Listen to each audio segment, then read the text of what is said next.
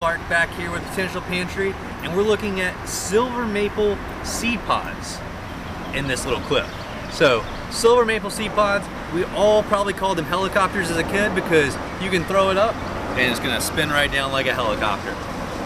The neat thing about this is gonna have a nice sweet pea legume flavor to this.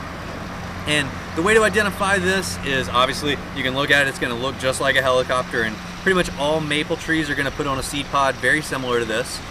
You can shell this out and use it just like a green English pea, and I'm doing a terrible job of shelling this right here.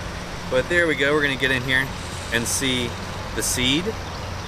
This one's really underdeveloped, but makes a fantastic green pea edible at this point. It's gonna be really high in tannins, so you might get a bitter flavor to this, but it's gonna vary from tree to tree. So if you don't like the flavor off one maple tree, go to another one, you might get a different flavor off of it. Super sweet, very similar flavor to honey on this. Like I say, you can shell that and eat the inner pea part of that for the seed, or you can take them just like what Brendan's focusing on right here, this small, nice tender part to this, and you can eat these just as they are.